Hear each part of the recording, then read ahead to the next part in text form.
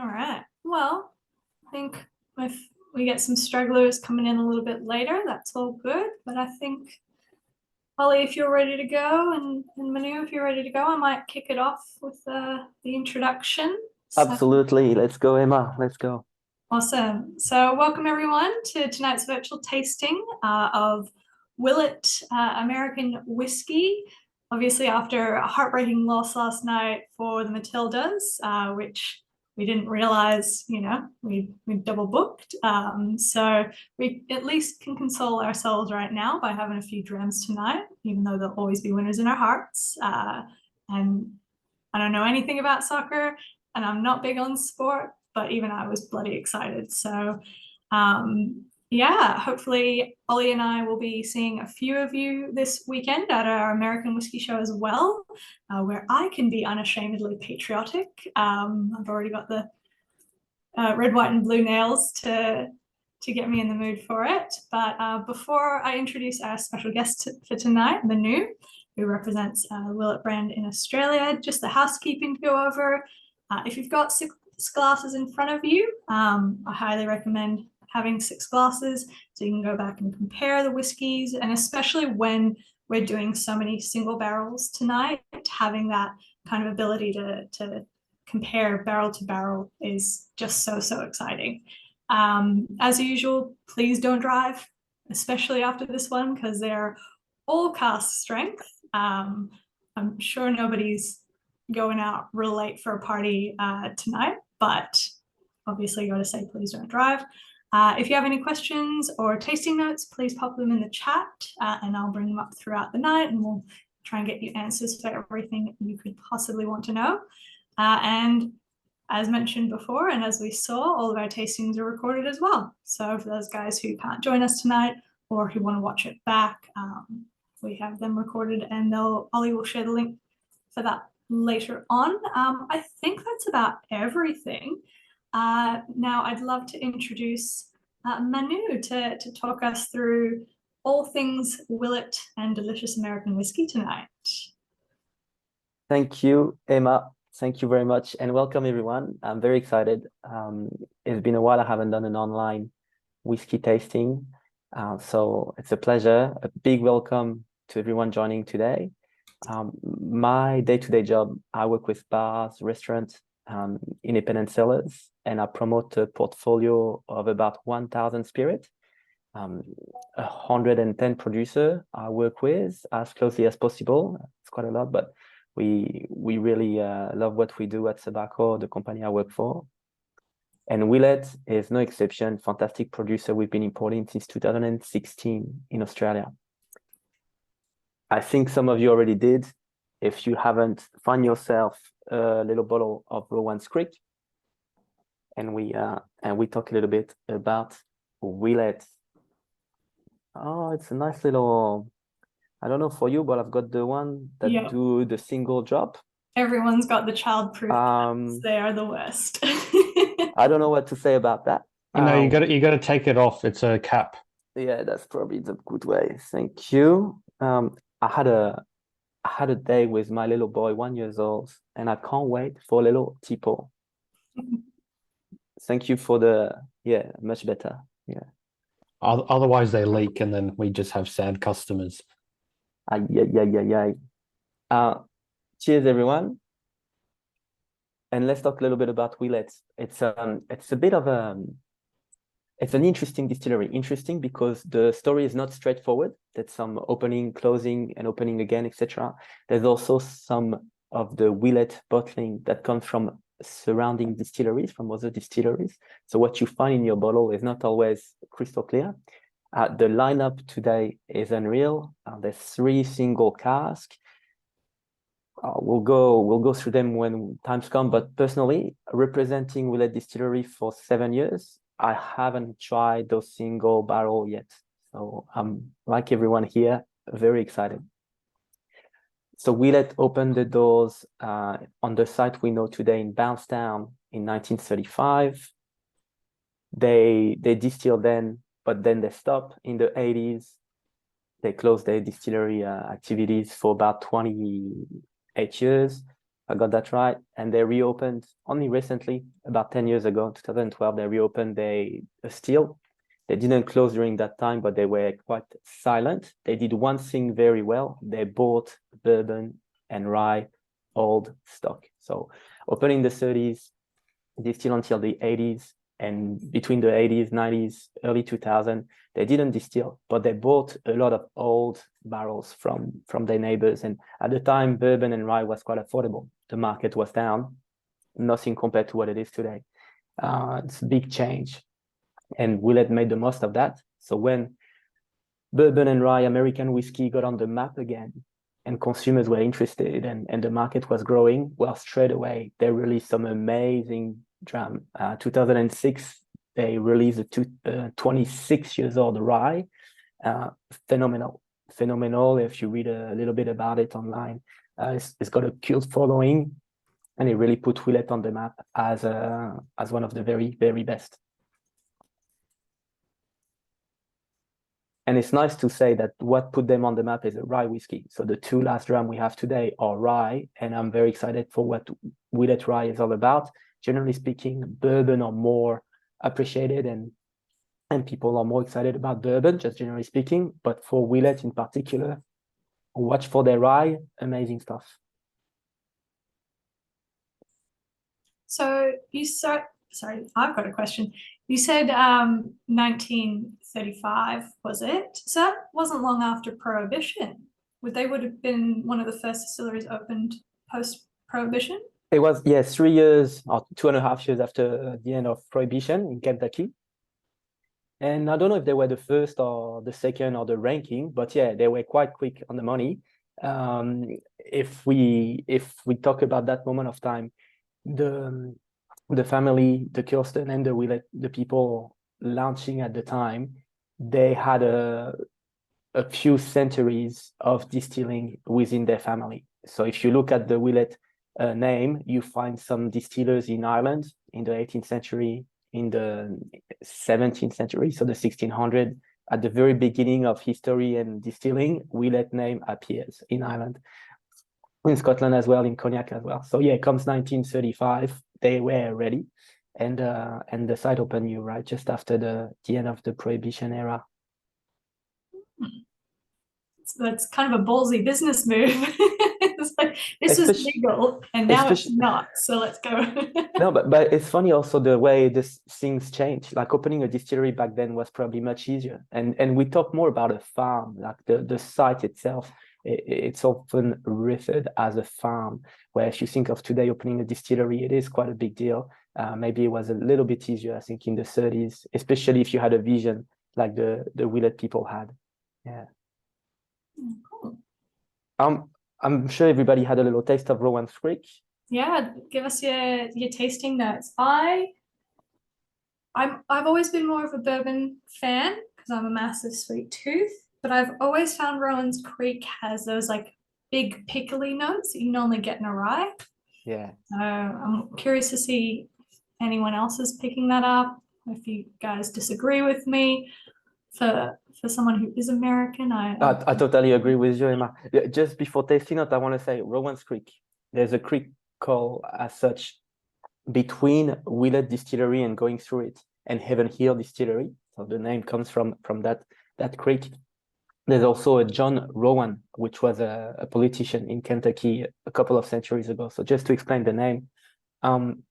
And again, before the tasting note, a few technicalities, and I won't be too nerdy, it's not my style at all, but there's no age statement. So that's not easy for us to judge the whiskey. There's no age statement. Rowan's Creek used to be bottled as a 12 years old, but that's finished for more than 10 years now. So on the mash bill is the same thing. It's a small batch. Small batch, it doesn't have any legal obligation. That term on the bottle, small batch, do not force the distiller to do anything. It's a marketing term, but the idea is that it's a batch made of a limited number of whiskey barrels, about 10 whiskey barrels coming into the batch, to give us an idea. So no age statement, no much information about the mash bill, because there's so many barrels coming into the blend. We can't really say it's that percentage of this. So we just have the whiskey. And you're right, Emma, I love to hear everybody's comment if that's an option from the chat. The Yeah. ABV, yeah, the alcohol content, you're just above 50%, 50.5, isn't it? About 0.5. Yeah. Yeah. Well, yeah, I agree, David. Herbaceous notes. Michael, you understand what I mean. You get me. I've always felt that there's two main flavor profiles in all American whiskey, and that's pickles and marshmallows. Like if it's sweet, it tastes like marshmallows. If it's savory, it tastes like pickles. And it's like, is it pink marshmallows? Is it white marshmallows? Is it dill pickles? Is it just like a straight up gherkin, you know, kind of, and variations of that. So that's how I've always kind of classified my American whiskeys. It works. Yeah. Yeah. No one, but I totally agree with the spice, even a little bit herbal, a little bit more herbaceous. So I would suggest quite a fair bit of rye, a fair bit of malted barley as well. Yeah, sure. Carl picked up the rye. He says it's got that grassy rye on the front and vanilla on the back. Yeah, 100%. I think not only me, but a few people added a bit of water. For me, 50% ABV, a little bit of water won't hurt. So I did that myself. I like it. It opens it up nicely. Yeah, fair enough. Oliver, you want to pop in the PowerPoint? Just there's not many slides, but there's a few pictures, and it just gives us a little bit of context, a little bit of visual to go with the chat. Willett Distillery, Drew sitting on barrels there is the current distiller. The photo is maybe 5 years old, so he's a young man distilling at Willet and responsible for the blending, so the distilling and the blending of the barrels. If you want to go next slide, that's the site. So you come in through the road at the bottom. You've got this red building, which is your welcoming site with the steel. You've got the ferment towers just next to it. And then you've got the different warehouses, those big square building. Anyone's been to the distillery? I haven't, but I don't know if anyone had the chance. I sadly have not been back to America since I turned legal drinking age. I was there when I was 18 and I was like, I can drink back in Australia. This is bullshit. But I do have to go. And for Ollie's bonus question, I'm from California. So, but yes, I need to go back and go home and see all my friends and stuff. But yeah, the best on the list. I saw Oliver's comment, who really wants to go. Me too. Me too. One of my colleagues went there in February, and I'm going to Mexico for my work in January. So you can't do it all, I suppose, with a young family, but it's a destination. If you're in Kentucky, the Willet people are very accommodating and very welcoming. Drop us a line, drop a line to the whiskey list, and we make sure we make a quick introduction so you're in the good book. This is just outside Bouncedown. It's, as you can see, it's quite like the site is in the middle of nowhere, so it's a beautiful scenery. You see the river, the creek, Rowan's Creek that we mentioned, and that's a great segue to our next bourbon. Whiskey number 2 is the Noah's Mill, guys. But if there is any question on Noah's Mill, on Rowan's Creek, before we move on, maybe. Any questions? David Christie's just been showing off that he was at the distillery in April earlier this year. Very jealous. Well done. Thumbs up. Good Southern hospitality. Yep. I will say I've met a few distillers from the Kentucky area, and they're honestly salt of the earth, the nicest people. That Southern accent, it just, you're like, whatever you say. Like, I agree. I love you. It's great. Yeah, it would be cool to make a little touring party. Noah's Mill. There is a mill on site, before somebody asks. Yes. They don't say much about the name. I never really got the real story behind it. but you basically step up compared to Rowan's Creek. You step up in ABV from 50 to 57, and in terms of density, in terms of the lush kind of syrupy bourbon. To go back to Emma, definitely on the bubble marshmallow side of things. For me, I like to talk about cinnamon. Cinnamon for me is a big standout in Willet in general and Noah's Mill in particular. And the nose is, when I talk about alcohol with bartenders, with sommelier, when I know the spirit, for me, it's very important that the alcohol is integrated. You know, it doesn't fume, it doesn't petrol or hot the nose. And this is very subtle. You can tell there's some depth, but it doesn't burn you at all. It's very nice in that sense. Yeah, it's really that like American style cinnamon. I don't know if you guys are familiar with a brand called Big Red Chewing Gum, but in America, cinnamon is spicy. Like it's like chili spicy, which is crazy and bizarre. But Well, definitely getting that like that Big Red Chewing Gum kind of sweet and cinnamony, but like with that bit of kick at the end.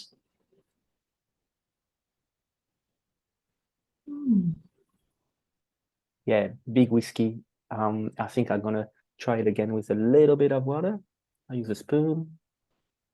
Yeah. Michael's saying it's almost a port rum barrel taste. Yeah, I can totally see that. So is it just that kind of the blending and the mash bill, the vague mash bill is different between the two?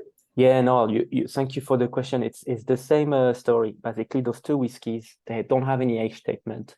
Well, thanks God, we know the ABV, that's just a legal mention on the bottle, but no age statement. The ABV, yes, 57. And in terms of the mash bill, we know it's a small batch. So again, about 10 barrels coming into play for each bottling. And across the 10 barrels, you'll have different mash bills. So it's not very possible to pinpoint the exact quantities. I will say more corn in Noah's Mill and more rye in Rowan's Creek we tried just before. Just from taste, that's what seems obvious. And Oliver, if you want to move us one slide, let's see the place itself that hosts the distilling. That's, if you go there, that's how you arrive, and it's quite picturesque. I like this picture. A friend of ours sent it to us. Move one more slide, please. Yeah, I love that picture. In the chat, anybody guess where we are? That old school black and white photograph. I'll give you a second and I'll enjoy a dram of bourbon as you're trying to reply. Do you know where it is? Lexington? No. Thank you, Carl. Is it Bardstown?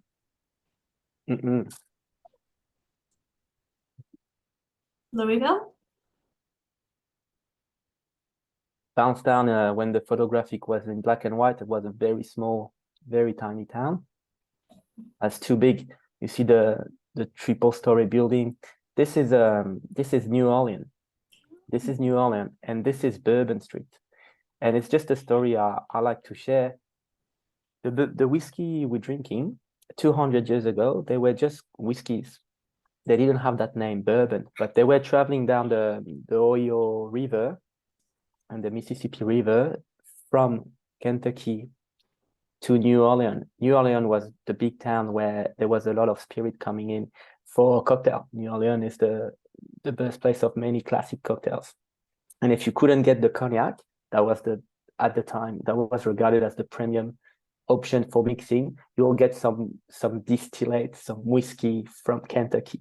And that happens so often, Bourbon Street, that you can see pictured there being the hub where all the pubs, the bars, the action was happening.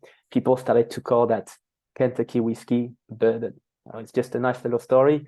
If you look at the bottles of Willet, this is Noah's Mill, you see it's a wine bottle. And it really tells the story of this bourbon name, the heritage with that Bourbon Street in New Orleans, and why this street is called Bourbon. That's a French dynasty of king that gave the name to the street and then to the whiskey. So the bottles of Willet today are wine bottle. This is a burgundy shaped wine bottle, and it tells that story between between France and Kentucky. Just a nice little touch. I will say, if anyone's planning to go to New Orleans at any point, there is a festival that's just happened called Tales of the Cocktail. It's like the biggest bartender party in the world. But yeah, Tales is like absolutely massive, and you get a lot of American whiskey brands celebrate the cocktail festival and stuff down there. So it's, yeah, but it's very cool, and I love the idea that America's like national spirit has a French name. I love it too, Emma. I love it too. Yeah. Give us another slide, please, and I think it'll be time. Just don't tell them. Yeah, good on you, Oliver. Keep the symbol. Fair point. I put a nice picture of a cornfield there just to talk a little bit about what Emma said. Bourbon is an American spirit. There's actually a legislation behind bourbon whiskey. There's 6 points, and we cover them as we pour excitingly the first single cask, which is the 53%. If we can start all on the same batch, 1050, 53% ABV. And I'll go back to this slide, 6 rules that makes bourbon what it is. The first one, most people are aware, a bourbon has to have at least 51% corn. That's the first criteria for bourbon to be as such. The second one, and I just go a little bit on my the second one is the barrel. It has to be aged in new American oak barrel, and that particular rule has a lot of implication in the world of spirit. We can talk about it a bit later. It has to be made in the US, so that's also one of the criteria to be called bourbon. Then there's 2 technical points. I'll go briefly, but the maximum alcohol level you can distill your spirit to become a bourbon is set to 160 proof, so 80% alcohol. And that's also very important. We can talk more about it. The 5th criteria is not the distilling strength, it's the strength of which your spirit goes into barrel. And that has to be more than 125. And the last one is no artificial flavoring or coloring added to your liquid. And that waive out a couple of major brands of American whiskey. They can't be called bourbon. So just wanted to recap on those 6 points before getting into 10 years old Willet bourbon. I don't know if everybody poured the entire bottle. I only pour half. I've got a friend very eager to try, so save that for him. And a big cheers to everyone. It's a good occasion to say thank you to the Whiskey List for putting this together, and those little pack. Those are rare bottle of bourbon. We had 180 bottles, 180 bottles of that particular 10 years old Willet whiskey coming to Australia. So out of that, to crack a couple, to decant and share is the best way to do it. So thank you, Emma, Oliver. I mean, it's one of those things. We love doing these virtual tastings. You know, we love doing tastings in general, but the virtual tastings give us the best excuse to crack open fun bottles and try them ourselves, but also share them. Thank you for that. Ah, that's what whiskey is for, right? Do you want to put us back on the user view to see everyone? We might go back to the slide if we want, but because it's something we're sharing and it's quite special, I thought it's good to have everybody fronting. The nose is quite pronounced. Yeah. You know how Noah's Mill was very shy. This is present. I'm really curious as to what you guys think on the nose, because I got this insane note of lychee, like a freshly shucked lychee straight up, but then it moved really quickly into like American pickles, like McDonald's cheeseburger style pickles. So curious to see what you guys think. Lychee is one of those flavors, Here's a little fun science chemical fact for you guys. Lychee, elderflower, and apple, the flavor compound ester of them is so barely different. So I used to be making lychee cocktails with no lychee in them. I'd be putting apple in them or elderflower in them because your brain registers them as the same flavor. Very close to each other. Yeah. So I'm like, is it lychee? Is it apple? What's going on? I just had a little sip. Straight away, we're in totally different world compared to Rowan's Creek, Noah's Mill. They've got their qualities. I won't comment, but this is just like a few steps above. It's very easy to distinguish in terms of the length of flavor as you have a sip. It stays with you. For me, I like to describe them in waves. It really stays with you in 3-4 waves of flavor. You know, it had a first attack, then the palate, it's bold, it's big, and it lingers, and I'm happy. I hope everybody is. Yeah. David's getting, thankfully, no pickles, green apple with cumin spice. Cumin is a good call as well, actually. David Till backing me up with the lychee. Can understand what I mean. Thank you. I appreciate that.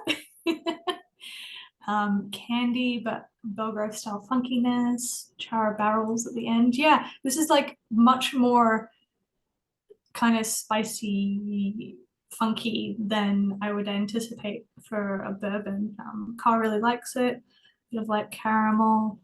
Because I'm not paid to do this. No, fair. I barely think I should be paid to do this, but one question I did have, Manu, actually. So, because obviously the 2 bourbons that we're tasting are 10 years old, and then one of the ryes is 10 and one of them's 4 years old. And you were mentioning briefly about the 26-year-old. Are most of the age stocks at Willet, they tend to skew that they've got older barrels, or are they predominantly younger barrels nowadays? How does that kind of hard question, Emma, but I'll give you a few answers. I'm not gonna give you a straight answer because there's none, but there's a few things. They've got those 7 building warehousing barrels, so they've got a lot of stock. They produce about 5,000 barrels. I can't remember if it's a year. I think that's the figure. So it's quite a small production. So they give a bit of time. They have allocation on everything. So a bottle of Noah's Mill for Australia, we get 1,200 a year, and we could beg for a bit more, but we get that allocation in the last months of year -1, and on year 0, that's what we receive. So it's not a system where, as an importer, I order Willet and get what I want. No, Willet tell me next year you can get this quantity. So they kind of manage the age of their stock that way. That's part of the answer.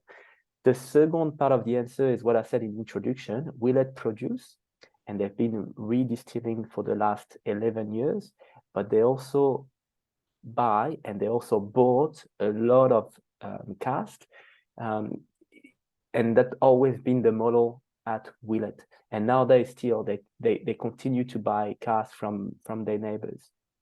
So with that in mind, you know, they can change. They can buy stock 20 years old if they're lucky, and do an amazing release under their name. That's totally possible.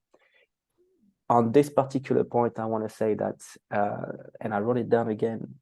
Yeah, there's 17 distilleries are responsible for 95% of the whiskey produced in the States. So keep that in mind as well.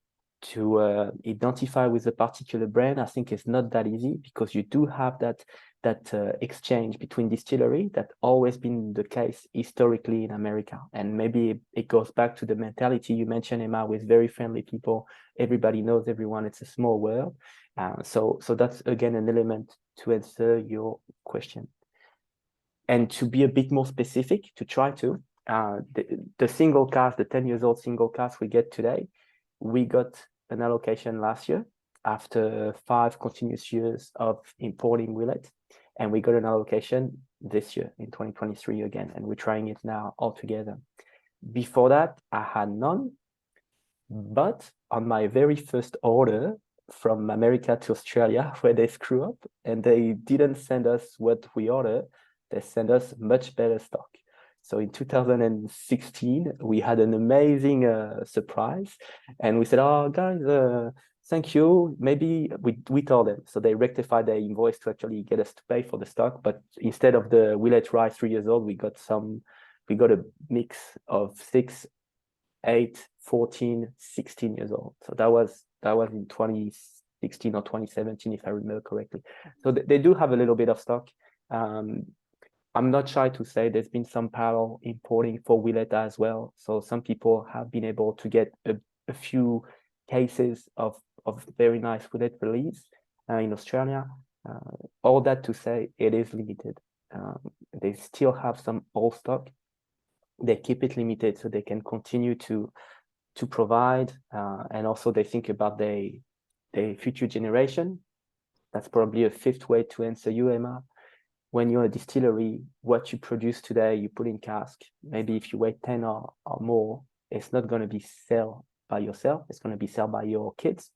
That's why it's very hard to sell a distillery to someone that is not part of the family, because you do have that dependence between fathers and sons, mothers and daughters. And that's the case at Willet, for sure. Yeah, cool.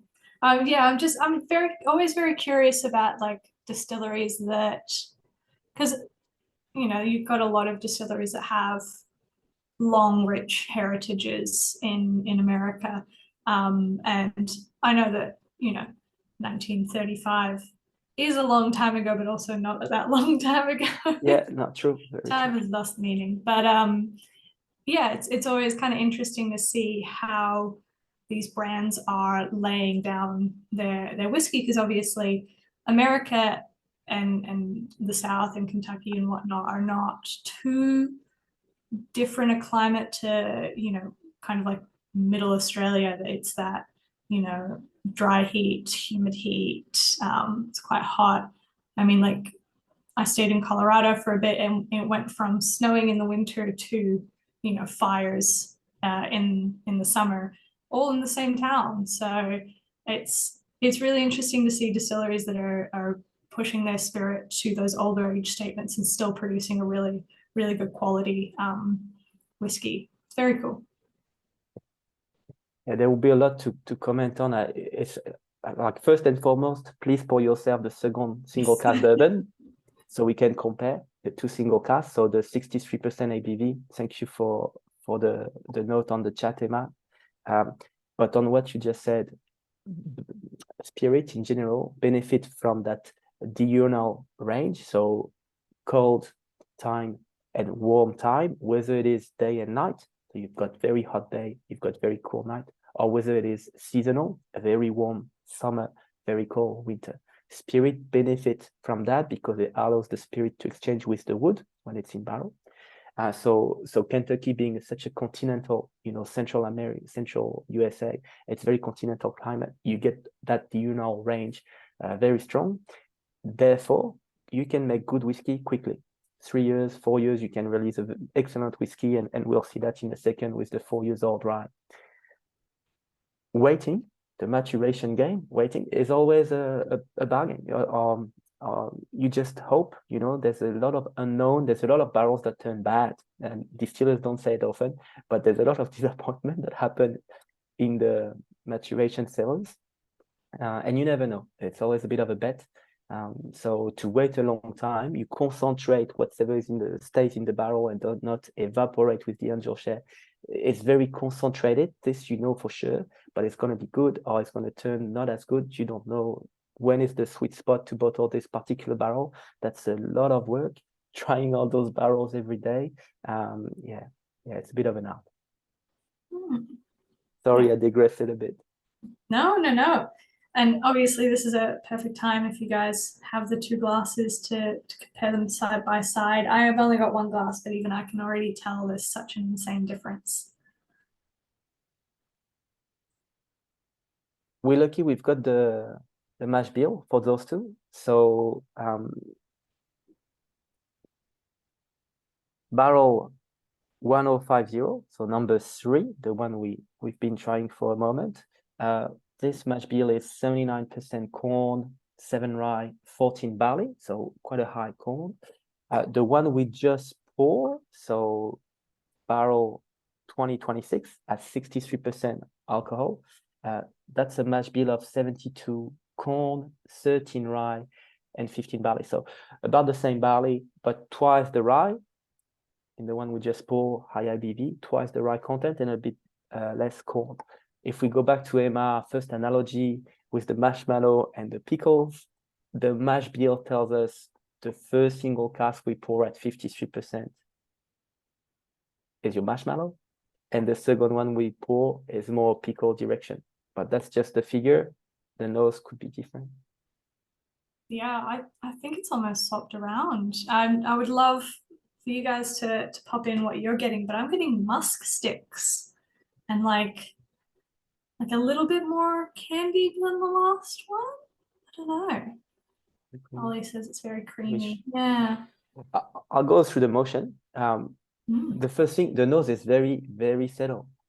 It doesn't explode the same way that the 53% talked to me, and now it's been poured for 10 minutes. It had time to open. So the 53%, if you have them side by side, should be a bit more open. It's the case for my impression. The palate.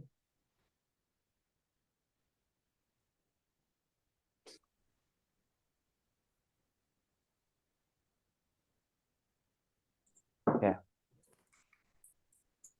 Very creamy. The creme brulee comments, totally agree. And I prefer the 4, the high ABV. Yeah, delicious. Delicious. Very long again, a bit more linear. Like it's very long, but I feel it more balanced, more straightforward, where number 3, to call them as such, like Carl did in the chat, number 3 was a bit more wavy and give me that up and down flavor mouthfeel. Number 4 is bang. Very lovely, very lovely. Yeah, I refer to them as my flavor stories. So it's like, does a whiskey have a good flavor story? Does the beginning flow into the middle, flow into the end, right? Because sometimes you can get a story and it's like, oh, the beginning's wonderful, and then it's like, what the hell happened in the middle? They introduced characters I don't know, you know, and then the end. I feel like I agree. This one has a very linear storyline of the flavor. Carl, I love your comment of pears on the nose. I was totally getting pears and white chocolate as well. Great long finish, says David. Creme brulee with a bit of habanero, more of a standard flavor profile. Yeah, I totally agree. Yeah, the second, David Christie, sweeter notes.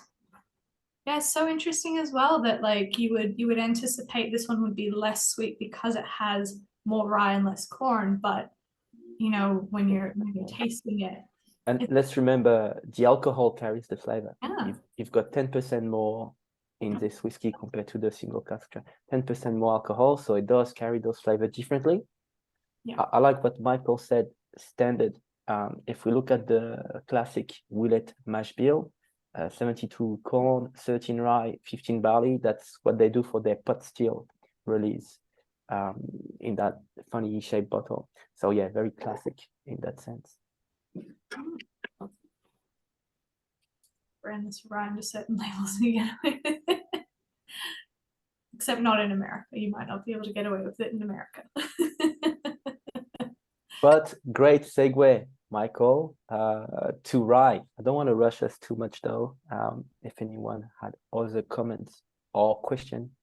Yeah, if you guys have any questions. I had one and then I tasted this whiskey and I completely forgot it because I was like, this whiskey's great. Maybe the whiskey answered the question. Maybe it did. Maybe I saw the meaning of life. Yeah, cool. Oh, that's right. That's what it was. When we were looking at that photo as well, before of the distillery and the overview, I imagine the big buildings there were the rick houses and the maturing warehouses. They seem quite spaced out. Do you know if there's a reason behind that? Is it anything to do with the Jim Beam Kentucky fire? Good point. Yeah, for safety, I will say that my first idea would be safety. I actually don't know Emma, but you raised that and straight away it clicks. Yeah, a bit of safety issue, I suppose. Yeah. Yeah, it's interesting. I like, because yeah, typically with most distilleries, especially in Scotland and even some in America, you see, you know, the buildings close together because it's like nobody wants to walk that far, and especially not Americans. If you guys have ever been to Texas, you know there's such a thing as drive-through ATM machines. Because why would you get out of your car to go to the bank? It's wild. But and when I was there, they were like, "Oh my God, you walked here?" I'm like, "It was like half a kilometer. That's not very far." We have drive-through ATMs, Michael? What? Maybe in Sydney. Never see any. I've never seen any either. I don't know. It seems like a much more precarious situation. But yeah, no, I just find that really interesting because, you know, they are quite spread out and it is quite like a large, expansive area.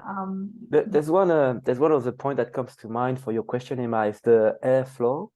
So where Willett Distillery is located is on a hill. It's quite a high point in the region. It's quite a flat region, Kentucky, but they're a little bit hilly up there at Willet, and they describe that location as key for the airflow throughout the warehouses. So those buildings we saw in the picture, they've got those huge door. Almost to the top. They're very large vertical opening, which are open when they can, when it's not raining, and the airflow can go through the warehouse and through the barrel and help that movement of spirit and contact with the wood. So to have them space out and make sure they can access that fresh air maybe is another reason on top of the safety. I suppose it would help with the whiskey mold issue as well that I know some distilleries have. The black mushroom, yeah. Yeah. Is that happening in America as well? Yeah, it's happening in a lot of distilleries in America. It actually happens in Scotland as well. Scotland, France, well. Yeah, people just don't really talk about it. I think it's that thing where if you visit a distillery, you look at it on the wall and you're like, oh yeah, that must just like be rust or something or paint chipping off. And it's like, no, it's actually it's actually a bacteria that feeds on the alcohol bacteria or mold or fungus or something like that.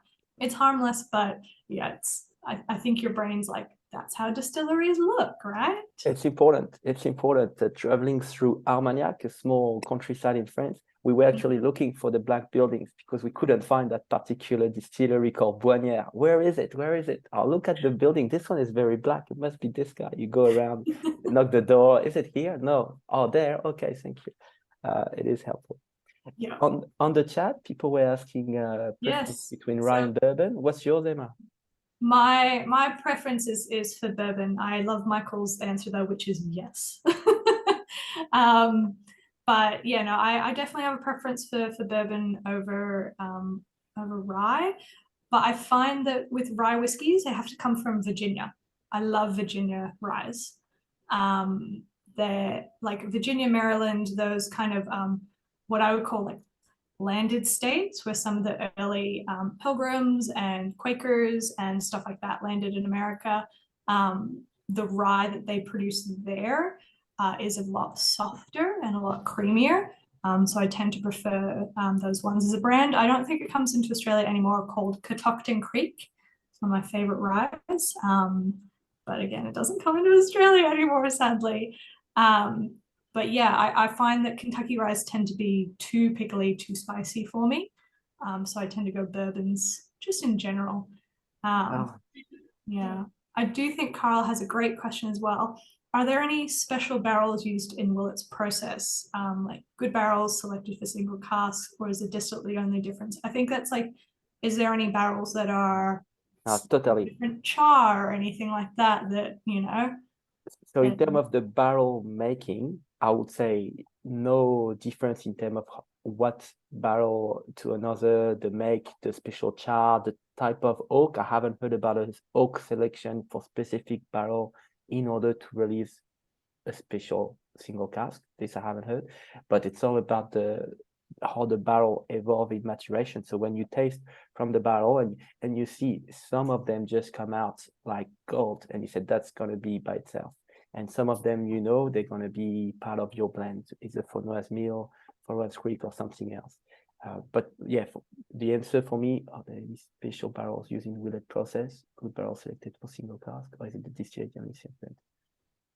Well, for me, there's no special barrels made in order to do a single cask release. That's no, but good barrels selected for single cask, that's all it is. That's the main job, to try. And from the beginning, sometimes you say, this distillate is amazing. Let's put it in this particular place in the warehouse that we know delivers great result, generally speaking, but your guessing game, it will change with the climate if you have more rainfall. So, but yeah, that's the good barrel selection. That's the main point. And the distillate is quite standard. What they do, they've got a first still, which is a column still, where they make from the ferment to a first wash, to a first distillate. And then the second distillation happen in the pot still. Generally speaking, there's some exception, but that process is quite standard, and it will then feed the barrels from which you'll get blend whiskey or single cask, depending on the maturation.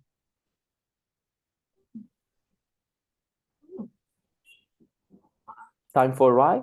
Just to see if we can twist Emma's arm with a Kentucky rye.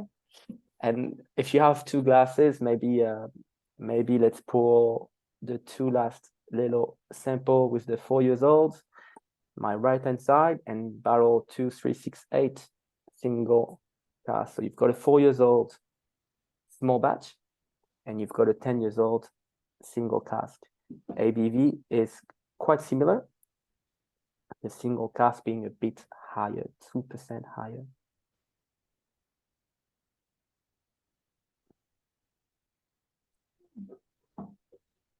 So, oh yeah, please. quick question before we start.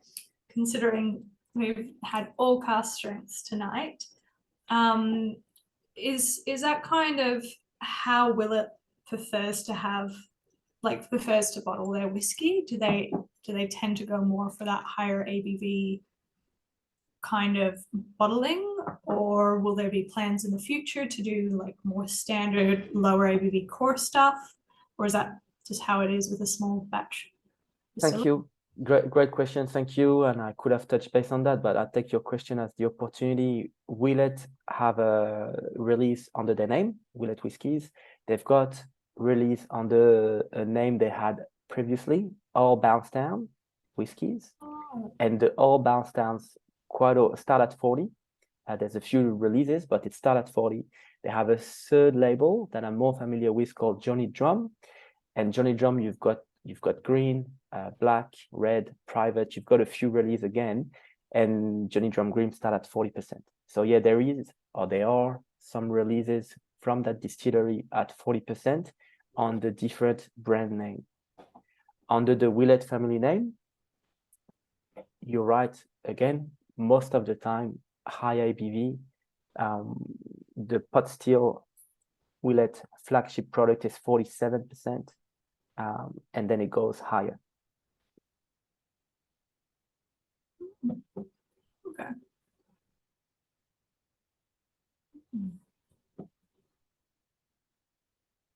So let's start with the 4 years old. If you could have held, not sure if anybody did.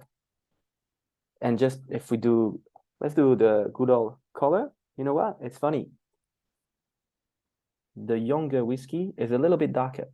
I don't know if everybody agree, but I find out the 4 years old has a bit more depth. It's quite similar, but it has a little bit more depth compared to the 10 years old. So that's always interesting how sometimes color made us feel safe in terms of aging. Not necessarily. Good example today. I like Carl. Who is Carl? We got it. Good day, Carl. Don't forget it. On the nose, definitely more pronounced on the 10 years old. And again, the 4 years old is similarly to Noah's Mill, very settled at 54.8%. What is it? 54.5%. Very, very well integrated. The 10 years old just delivers more pronounced nose. Yeah, I can't wait. Now let's go for the 4 years old that Carl and everybody know. This been in Australia for over 5 years. It used to be a 3 years old family rye small batch. Now it's 4 years old and you can't find the 3 anymore. The mash bill used to be 95% rye, 5% barley, no corn, but that changed and Willet doesn't tell, so you have to listen to podcasts, etc. The latest I heard was 70% rye, 15 barley and corn. So I'm very confused. I just don't know if it's still the 95% and 5 barley, or if it's now 70, 15. This I just don't know. I'm sorry.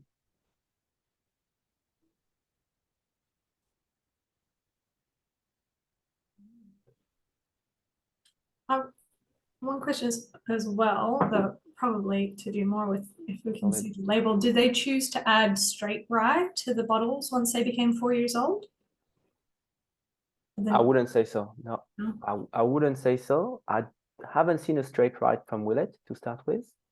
Okay. So because they do their blending, they can do it from the beginning. And so the first distillate is already a blend of different cereals. It's not a straight rye distillate, a straight corn, a straight barley. So to have a straight rye added at the end, no, I don't think it would be the case, Emma. Have you seen that somewhere else? Oh, well, just in terms of a straight rye, you can call it a straight, and it indicates that the whiskey is 4 years or older. And then you don't have to put the age statement on the bottle. I got your question wrong. I got no, your that's question as straight rye as Honestly, 100% like, rye. am I getting it right? Yeah, no. So is it, would that have changed, or do they plan to still just put the age statement on the bottles and not worry about it? Yeah, they had 3 years old before, so obviously not straight rye. And if I look at my label here, I've got a bottle of the 4 years old. Yeah, straight rye whiskey at the bottom. They did add straight. It's written 4 years old on the top here. It's written in letters 4, and then you've got the straight rye written at the bottom. See. Yeah. And Manu, what lot number is on the back label? The lot number I've got here is not the same as the one you pour me, or you send in the little bottle. What I pour myself from the little bottle, so I'm drinking the same as everyone. That's my home bottle, and that's lot 04-2017. Yeah, I've got a lot 10-22-2015. I don't remember what the lot was on the one we're drinking. But they do change a little bit from lot to lot. What's your ABV, Oliver? This one's still 4 years old, 54.5. 54.5. So that's the same as what we're drinking. My ABV is 54.8. Okay. There you go. But anyway, I had something else in mind I wanted to share, but I forgot now. That's all right. I feel like that is the kind of when I heard we were doing the tasting, I was like, oh yeah, love Willet. And I'm like, wait, I don't know that much about Willet. But the one thing I do know, and I did remember, is that people get absolutely obsessive about lot numbers and batches and stuff like that. I'm like, it's the chartreuse of the whiskey world. You know? So There's something very true in what you're saying, Emma. It's a small operation and smaller compared to the competitor. They're tiny. They're a very small part of the game. So yeah, the lot and what particular bottling tastes particularly great is important, and command great price in some auctions. If you look at a bottle of old Willet online, it goes crazy. It goes crazy. Yeah, that's super cool. Loving the tasting notes, guys. Michael's got an umami mouthfeel. Yeah, I totally agree with that. peppery ginger snap, green tea and fennel, candy undertone, mint. Yeah, super, super cool. I, like David, have already tucked into the 10-year-old as well. And yeah, the 10-year-old is it's a world of fennel. difference. Yeah. You know, coriander seeds, like gin, Mhm. bit of that for sure. Big wave, huge, very, very cool rye whiskey. I hope it twists your arm, Emma, from what you said 10 minutes ago. Oh, it's pretty good. I'm still gonna drink it, but for me, I just that softer rye styles. I will say this 10-year-old is really cool. It's got this there's an alcohol in America called sour monkey, and it's like a sour apple liqueur. It's revolting. But for no other reason than it's full of sugar and tastes artificial. But it's like, it's like Fireball or whatever it is, it's a fun thing that they mostly use for cocktails in America. And as soon as I smell this, I smell that sour apple Jolly Ranchers kind of candy note on the 10-year-old, and I really, really loved that. So be curious to see. I don't think we can do it. So depending on whenever Ollie wants to launch the poll, I don't know if we can do it where we can show which of each of the single barrels was the favorite too. Michael, unsure if we can get the Willet 10-year in a goon bag. I ask if we can organize that for the Australian market. Yeah. Have on the beach. Yeah, it should be, I better be hearing about Willet is sponsoring people to do, what is it, that where you tie the goon sack to the hills hoist so that it's, I don't. I didn't think we'll get to that tonight. It's a pleasure, absolute pleasure. Emma, I can do a second question. What was the second question you want to poll? Well, I was thinking if we did like comparisons, or maybe if you guys just wanted to pop it in the chat because it's not a big group, but if we did, which of the two bourbons was your favorite and which of the two ryes was your favorite. So like comparing them side by side like that. But that might be a little bit difficult. I might be asking for too much. Well, I think we can do that for sure. I just wanted to give you the mash bill for the 10-year-old rye, if I forget. So batch 2368, 74% rye, 11% corn, 15% barley, 74% rye.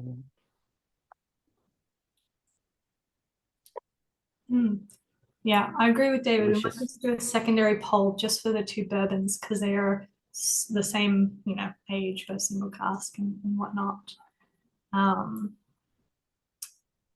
But yeah, I will say as well, Manu, you, me, and Oliver can all see everyone voting in the virtual tasting, but they cannot in the poll. So Okay. we'll save it till the end for a drum roll moment. Emma, can we vote or? We can't vote. Yeah, it's a funny game. Say, well, what was your pick? Obviously, this is your first chance. I'll let people vote first. Don't want to influence anyone here.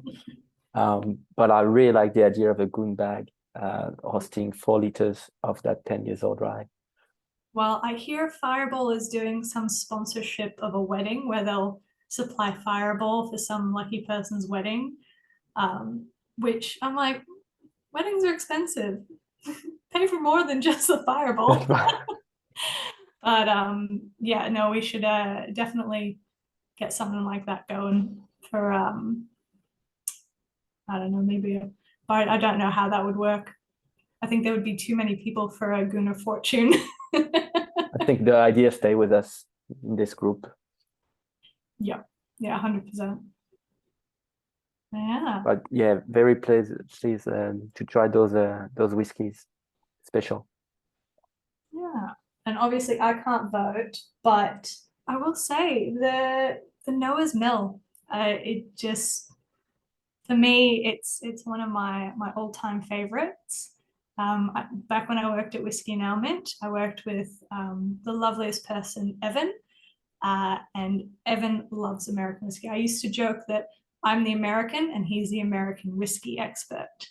And every night he'd be like, if I sell a shot of Noah's Mill, then I can have one for knockoff. And he would try and justify drinking the same whiskey every single night for knockoff. But it was so funny. He opened the cupboard once, there was like 3 bottles, and he nearly cried for joy. So yeah, it's good stuff. Great bar whiskey. Shall I end the poll, Emma? I think.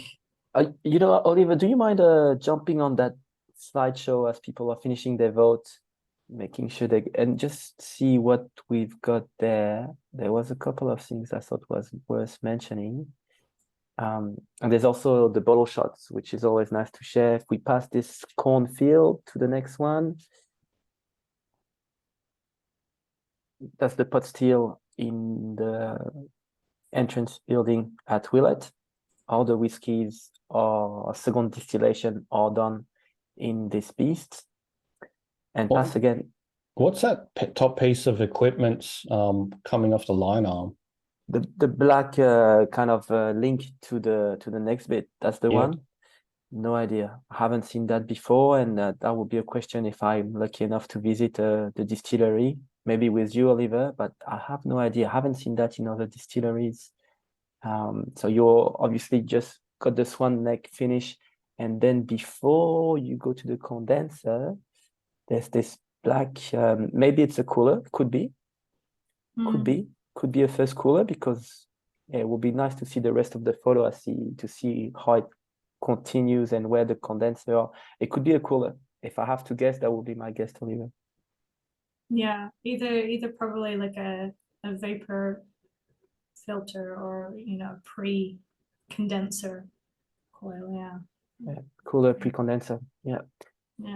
I take your comment to mention those whiskey are not top filtered, if anyone was doubting.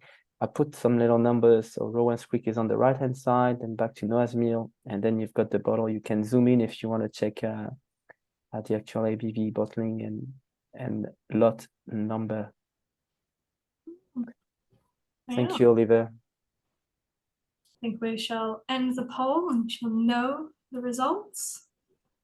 Sounds good. Yeah. Oh my gosh, it's a win. Overwhelming for the 10-year-old rye. Rye it is. Yeah. I love this gang.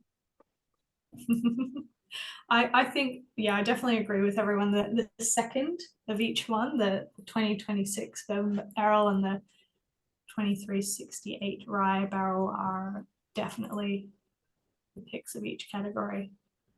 And I think as well, Ollie, if you wanted to back me up, I think we might have a few bottles of the rye 10-year-old.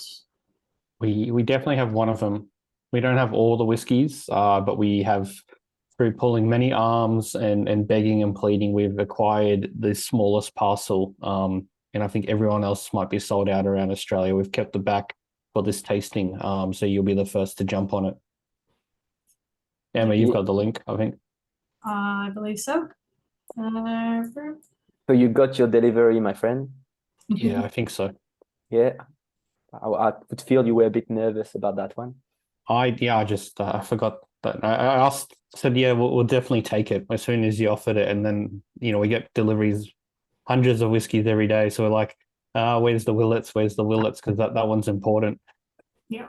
I'm glad we could keep a case for this tasting. As I said a bit earlier, I really appreciate the whiskey list for cracking up bottles and decanting for everyone to try those special release.